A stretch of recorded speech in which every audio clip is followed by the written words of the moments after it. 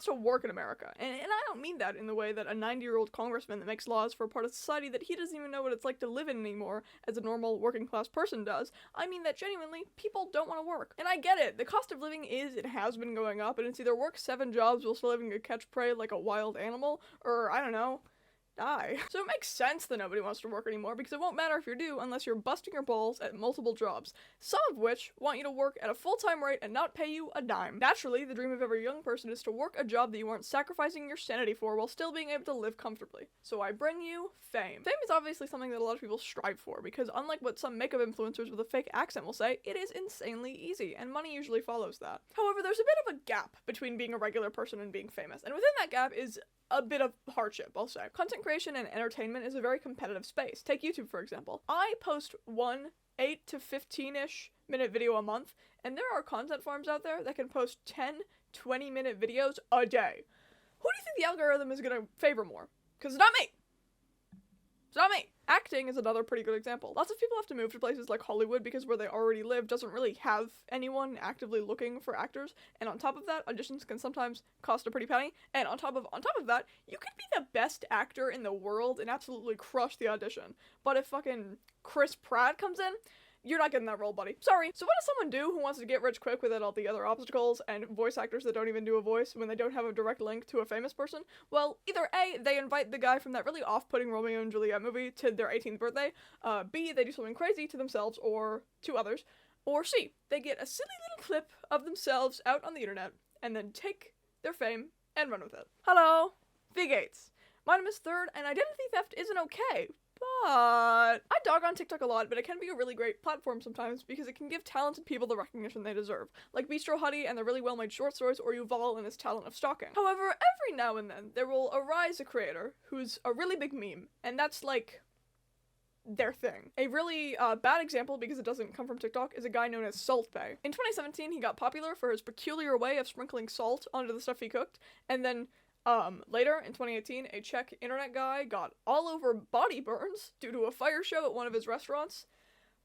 Salt Bae also may or may not have charged over 37,000 euros for a meal at one of his UK restaurants, but that doesn't matter. Look at him and the silly way he puts salt onto things. Of course he charged so much. When the salt cascades off of his elbow and into the food, it brings a unique taste of dead skin cells with it, and guys, he's famous. Famous skin cells. A much better and much more recent example on the becoming a meme and running with it side of things is Haley Welch, otherwise known as the Hawk Tuah girl. She was a regular girl living in Nashville, Tennessee when her life was flipped and flapped and turned upside down because of none other than a street interview. The interview came from the channel Tim and D TV. In the video, they went around the streets of Nashville asking random women sexual questions, and then following that up with something along the lines of, "Lady, how about me and you, what do we bounce back to your domain so you can show me what kin can do, because what else are male street interviewers good for?" I actually know the answer to that. Fat shaming. But that's neither here nor, there either. Haley was asked what she does in bed to really get a guy's engine up and running, and her response was, Hawk Tuah. Spit on that thing. Honda? More like Hawk Tuah. I don't even know where I was going with that. The clip of her saying that was then posted to TikTok, and the response was immediate. I honestly feel really bad for her, though, because these, gooners who've never felt the touch of a woman before were trying to find her name, her workplace, whether or not she had you mean to tell me a woman can't make an onomatopoeia-based sex joke anymore without people revving their engines? Come on now. Tesla? More like Tuah. So stupid, man. Flash forward a little bit. In July, the Vile Files podcast did an episode with Haley where they talked about the aftermath of all that. The guys that originally interviewed her asked her to do more stuff with them, but she said no because she didn't like how they were treating her, which is fair, and they, allegedly blocked her after the fact. I first saw the clip of her saying that on TikTok, and oh my god, every single comment under that post was hating on her, and I personally didn't see anything wrong with the decision she made. You know, if they were being disrespectful towards her, then she doesn't really owe them another interview, you know? The people in that comment section were arguing that they made her. I think they made each other. You know, if Haley didn't get interviewed, then she obviously wouldn't have found the fame that she did. But if they didn't interview her, then they obviously wouldn't have found the fame that they did from the video. As I'm scripting this, because I'm sure it's more by now, the video that Haley is in has 8.1 million views. Their second most popular video has just under 150,000 views. I am not trying to hate on their sub count or their view count because it's definitely higher than mine, but in my opinion, I don't think they have, like, a ridiculous amount of subscribers to where you could infer that, like, Haley wouldn't be where she was if some other channel posted the video instead, you know what I mean? After her newfound fame, Haley went on all sorts of podcasts, and I think did a show with Zach Bryan, and she even started her own podcast called Hawk Tuah. She had been told over and over and over again that this was all just 15 minutes of fame, and she responded by buying a lot of, like, dog-related things and donating it to her local animal shelter. Purely from what I've heard about her, Haley doesn't seem like the type to be pushed easily, you know? If she doesn't want to do something, then she doesn't want to do it. Playboy offered to make her a partner, and she said no. The gooners that lost their minds over a southern woman making a sex joke asked if she had an OF, or if she was gonna make one, and she was firm on that no. That's why I'm not really surprised at all that she didn't agree to make more content with Tim and Dee. You know, she's a southern woman that seemingly didn't grow up with money. What do you expect? For her to put money over her self-worth? Come on now. A lot of people got mad at her for multiple reasons, and a lot of those reasons were out of her control. For example, the Rolling Stone called her the modern-day Dolly Parton, and whether or not that's true is debatable, but people really pissed off at her for some reason. Hey guys, don't get mad at her for that, obviously. She didn't call herself that. A magazine did. Make like Guy Montag and burn it if it makes you that mad. Jeez. Maybe get chased by a metal hound, too. I mentioned her being accused of 15 minutes of fame before, and as much as I respect the girl, gotta say I kind of agree. I might be wrong about this, but I'm pretty sure, not completely sure, that she said she didn't want to be known for the Hawk Tuah thing specifically, and yet she's holding on to it. Aside from her mentioning it a lot, she named her podcast after the joke. If that's not telling, I don't know what is. My hope is that she'll change the name from Talk Tuah to, like, Talk Tuah with Haley Welch, and then eventually, like, the Haley Welch podcast. She's probably not gonna do that, though. On the impersonating celebrities side of things, have you ever watched SNL and seen the bits where they impersonate celebrities or other influential figures and thought, hey, this is kind of funny?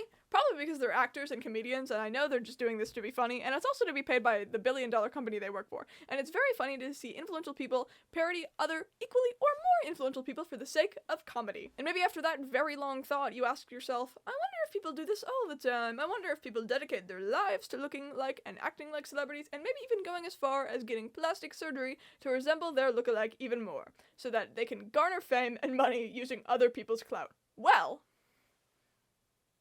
yes. Welcome to the world of Ashley Leachin, otherwise known as No It's Ashley or It's Just Ashley across her platforms. Ashley isn't at all a new person in the subspace of impersonating a celebrity for clicks. Actually, she was kind of at her peak in 2022 and 2023. She started off by making regular videos a few years earlier than that, just regular TikTok content you'd see, and then people started to, like, comment and talk about how she kind of looked like Taylor Swift, and she seemingly leaned into it. She began to kind of change herself over the course of many, many months. From stuff as small as changing the outfit she wore to as dramatic of a change as getting plastic surgery done to allegedly look more like Taylor Swift. Her surgery did great, by the way. Kudos. Okay, before, after. That is a different person.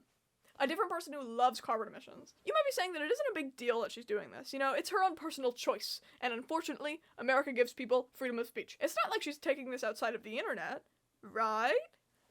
Wrong! Last year in August, she hired bodyguards to walk around her while she strolled around Hollywood dressed up as Tay-Tay. And in my personal opinion, it was not for protection, it was for the attention you can get from walking around Hollywood, a place well known for having a lot of actors and famous people, with bodyguards. Ashley is pretty well known online at this point, and some people might make the argument that Swifties, who are famed for having insane stan culture, might mistake Ashley for Taylor and do something to her. But guess what? Those same stans are also famed for defending Taylor's overuse of her private jet by saying that she can't use public transport or regular planes, or even just a car because of her massive stardom. So they would obviously know that it isn't Taylor. And hey guys, even if it was, they wouldn't have time to react due to a private jet walloping them. I suspect that the bodyguards were there to be the attention hook and probably to attract paparazzi, because from a photography perspective, you are always on the lookout for a subject. Especially when it comes to paparazzi, it doesn't really matter if you as a photographer know who the famous person even is. What matters is that you might be able to make money off of them because they're famous.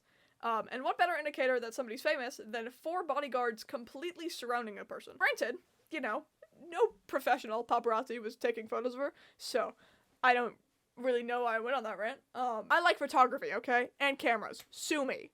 Don't actually. Currently, Ashley's content doesn't really revolve around her looking like Taylor Swift, although, you know, she does make some content relating to the singer. When you take a first glance at her account, you'll see that a lot of her videos have tons of views, but if you click on one of those videos, you'll see that they have very few likes. So, and hear me out on this, I think that she's buying views. I do. And that does not relate at all to her impersonation of Taylor Swift. I just think it's funny a little bit.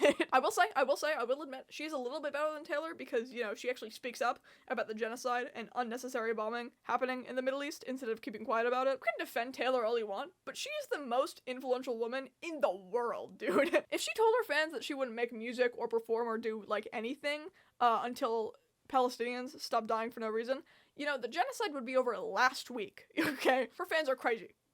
But that worked fast, let me tell you. Jelly Bean Sweets is another creator that falls under the category of someone that did something crazy for fame. Jelly Bean Sweets is a mukbang creator on TikTok who began by posting videos of herself baking, which then somehow evolved into just dance content, I don't know. Eventually in March of 2023, she started to more consistently post mukbang content, and now it's pretty much the only thing she posts. Her mukbangs got really, really popular, largely because of the strange way she eats things. Because of the popularity she got, that signaled her to post even more mukbangs, and it's hard to make mukbang content if you aren't constantly eating. So this popularity led to Jelly Bean Sweets' inevitable weight gain. I'm not going to be touching on Jelly Bean Sweets very much because she honestly seems like a sweet girl, and outside of what's on her TikTok, I don't know much about her, but she has been consistently eating disgusting foods day in and day out, which is, you know, that's going to harm her health, you know, it's going to, like, affect her badly. Also, she's been accused of making feeder content, and I don't know if that's true, okay, but just something to, like, keep in mind. You might have noticed that I've only been talking about women in this video, aside from Salt Bae,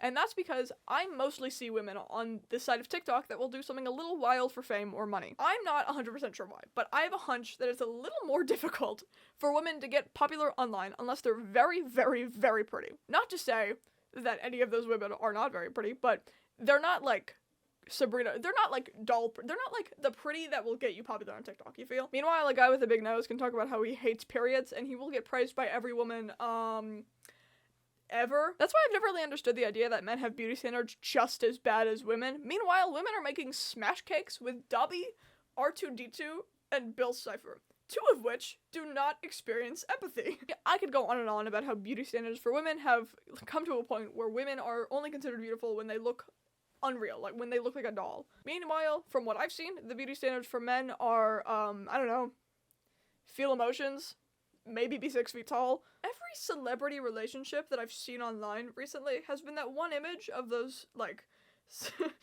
Cadence and Shining Armor dolls from My Little Pony. Sabrina Carpenter and Barry Keoghan, dude, are they still together? I don't know. Anyway, Sabrina is stunning. She is absolutely gorgeous. And Barry Keoghan is, dating her, for sure, but actually not for sure because I don't care enough to be caught up. But I digress. The proof to me that guys don't have to try as much on TikTok is that other guys will make videos making fun of those guys by not lip syncing to music and having words on the screen that say, "Periods suck." I'm 6'3", by the way. I'm just saying, I have never seen a group of guys make a smash cake that has Roz from Monsters, Inc. on it. I just haven't seen it. All of the smash cakes, they're just, like, women that are beautiful and just happen to be old. You know what I mean? I did see somebody, like, put smash cake 8, just the number, but, you know, that's rare. That is rare. A man can be ugly or fat and funny and still be considered funny, but in my experience, if there's a woman that doesn't fit the beauty standard or isn't skinny and is funny, she will be called weird, especially in, like, the high school age zone. So it makes sense that so many women like Jelly Bean Sweets or Ashley feel the need to change themselves so much, whether it be for fame or the product of what they had to do for that fame.